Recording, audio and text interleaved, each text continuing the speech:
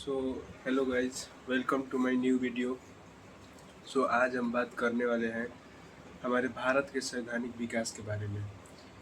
उससे पहले आप लोगों को थोड़ी सी मैं बैकग्राउंड, उसके पृष्ठभूमि की तरफ ले जाना चाहूँगा।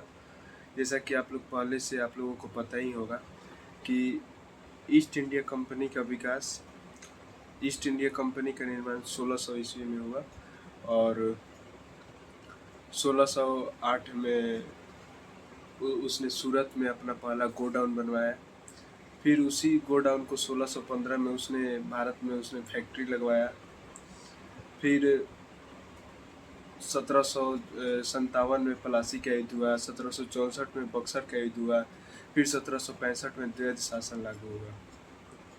अब देखिए, जब ईस्ट इंडिया कंपनी का जब निर्माण हुआ था तो उस समय शेयर होल्डर्स ने अपने अपने पैसे लगाए थे उसमें, लेकिन 1600 से 1765 तो खो गया, लेकिन अभी तक ईस्ट इंडिया कंपनी के शेयर होल्डर्स को कोई लाभ नहीं मिला।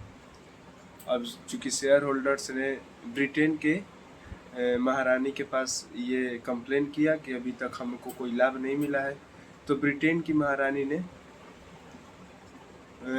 ये केस अपने ब्रिटेन के संसद को भेज दिया। अब ब्रिटेन के संसद को भेज दिया तो ब्रिटेन के संसद ने कहा कि अब इस कंपनी के अफेयर्स को रेगुलेट किया जाएगा। इसीलिए इस कंपनी का रेगुलेटिंग एक्ट 1773 मतलब 1783 लागू हुआ आया। अब चूंकि 1773 तक भारत में ब्रिटेन की अंग्रेजों की 3 प्रेसिडेंसी थी। पहला बंगाल प्रेसिडेंसी, दूसरा बॉम्बे प्रेसिडेंसी और तीसरा मद्रास प्रेसिडेंसी। और तीनों प्रेसिडेंसी के अलग अलग गवर्नर थे। लेकिन इस रेगुलेटिंग एक्ट के तहत बंगाल के गवर्नर का स्टेटस थोड़ा सा ऊंचा किया गया और बंगाल के गवर्नर को गवर्नर जनरल कहा गया। बंगाल के गवर्नर को गवर्नर जनरल कहा गया। अब वो तीनों प्रेसिडेंसी की देख रेख करेगा। लेकिन ध्यान देने वाली यह बात है कि अभी भी बंगाल का गवर्नर जनरल का कोई एक अधिकार नहीं था। मतलब अभी भी कोई भी निर्णय बहुमत के आधार पर लिया जाएगा। अब यहाँ से भारत की कार्य प्रणाली की शुरुआत होती है और इसमें बंगाल 1773 के रेगुलेटिंग एक्ट के तहत गवर्नर जनरल के साथ 4 अन्य सदस्य भी होंगे तथा और एक गवर्नर जनरल होंगे, मतलब 5 मुख्य सदस्य होंगे।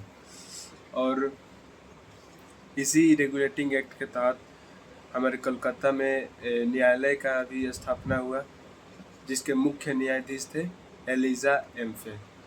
और यह 1773 का रेगुलेटिंग एक्ट भारत का प्रथम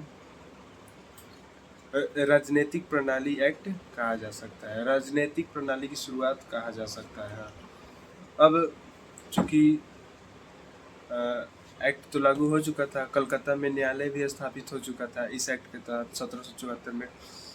अब चूंकि इस एक्ट की कुछ कमियां थी, अब इस कमियों को दूर करने के लिए 1781 में एक संशोधन किया गया, जिसके तहत कंपनी के निदेशक ने यह निर्णय लिया कि गवर्नर जनरल या गवर्नर अब किसी से उपहार नहीं लेंगे।